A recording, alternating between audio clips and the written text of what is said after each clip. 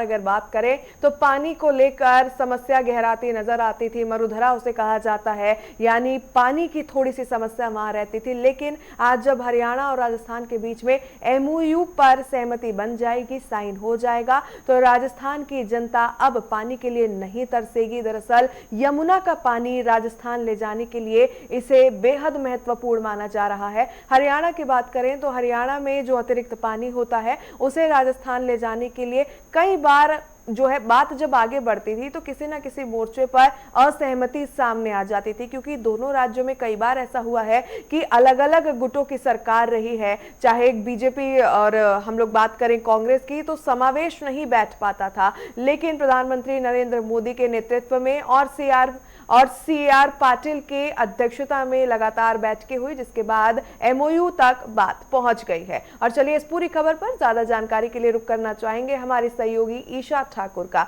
ईशा, अगर बात करें तो आज राजस्थान के लिए बेहद बड़ा दिन है, क्योंकि जैसे ही एमओयूज के ऊपर साइन हो जाएगा, राजस्थान की जनता जो अभी तक पानी की किल्लत झेल रही थी उससे कहीं ना कहीं निजात पाती नजर आएगी। तो दोनों राज्यों के लिए आज बेहद बड़ा दिन है।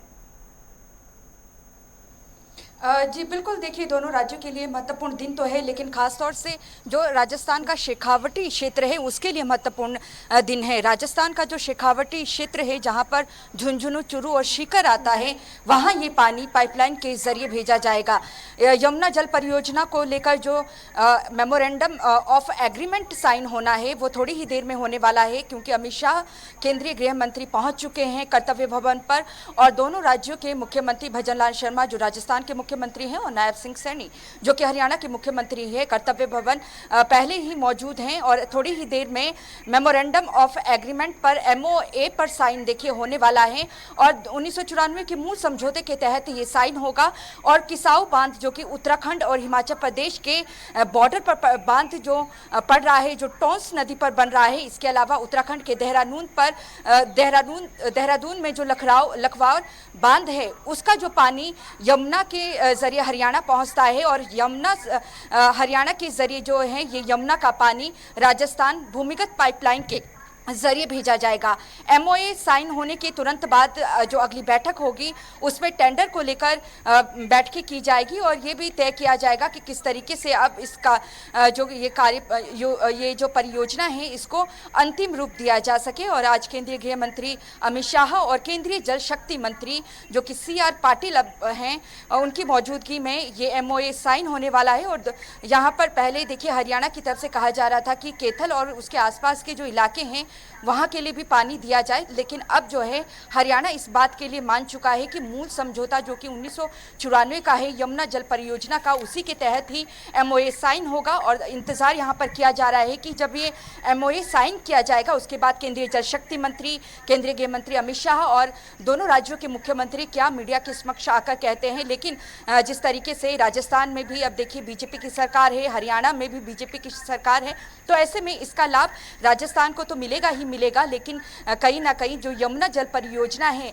जिस तरीके से पिछली बैठक में भी लखवार बांध जो कि उत्तराखंड के देहरादून में बनाया जा रहा है, और दूसरी अगर नदी की बात करें टोंस नदी जो कि उत्तराखंड और हिमाचल के बॉर्डर पर पड़ता है, वहाँ पर जो किसाऊ बांध बन रहा है उसका पानी जो हरियाणा पहुंचेगा यमुना के जरिए, उसका जो हिस्सा है वो राजस्थान को भी फिलहाल दिया जा रहा है। इसके बाद उत्तर प्रदेश और दिल्ली को भी इसका पानी मिलेगा, तो कहीं राज्यों को जो है अब लाभ मिलने वाला है। लेकिन जो राजस्थान के जो शेखावटी क्षेत्र वहां पर अब ये फिलहाल ये पानी दिया जाएगा। जैसे बिल्कुल ईशा, अगर बात करें तो राजस्थान के शेखावटी इलाकों को तो इसका बड़ा लाभ मिलेगा, लेकिन अब जैसे आपने जिक्र किया कि उत्तराखंड और दिल्ली को भी इसका लाभ मिलता नजर आएगा। ऐसे में अगर बात करें तो 17 दिसंबर 2024 को जब प्रधानमंत्री जयपुर पहुंचे थे तो राजस्थान और मध्य प्रदेश के बीच में भी जो है जल समझौता हुआ था। पीकेसी से कहा जाता है, पार्वती, कालीसिंध और चंबल नदी के पानी को लेकर एमओयू हुआ था। तो अपने भाषण के दौरान प्रधानमंत्री ने संकेत दे दिए थे कि राजस्थान और मध्य प्रदेश के बीच में जल विवाद सुलझ चुका है, अब बारी हरियाणा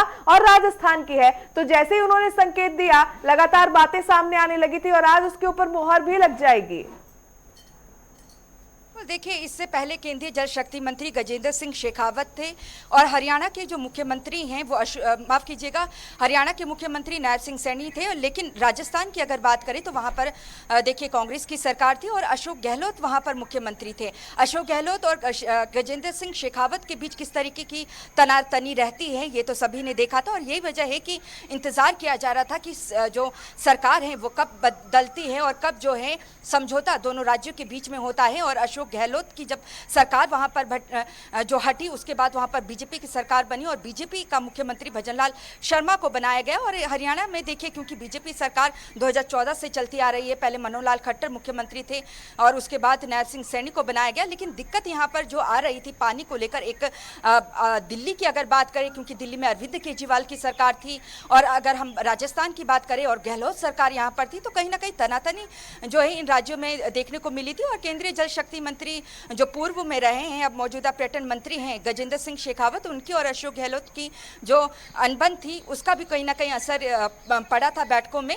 और अब जो है कहीं ना कहीं अमली जामा पहनता हुआ नजर आ रहा है। और थोड़ी देर में देखिए MOA में साइन भी होने वाला है केंद्रीय गृह मंत्री की मौजूदगी में। ये कर्तव्य भवन पर में ये जो है मेमोरेंडम ऑफ एग्रीमेंट है, इस पर साइन किया जाएगा। केंद्रीय जल शक्ति मंत्री CR पाटिल भी मौजूद रहेंगे और दोनों राज्यों के मुख्यमंत्री भी। उसके बाद देखना है कि क्या कुछ इनकी तरफ से कहा जाता है। लेकिन इसके बाद देखिए कि क्योंकि अब देखिए मानसून भी शुरू होने वाला है और मानसून में जब हिमाचल का पानी हरियाणा को टच करता है और पंजाब को भी, क्योंकि हिमाचल और हरियाणा का बॉर्डर हिमाचल के साथ देखिए पंजाब और हरियाणा का बॉर्डर सटा हुआ है और यहाँ पर जो पानी आता है उससे कहीं ना कहीं दोनों राज्यों में बाढ़ की स्थिति बनती है।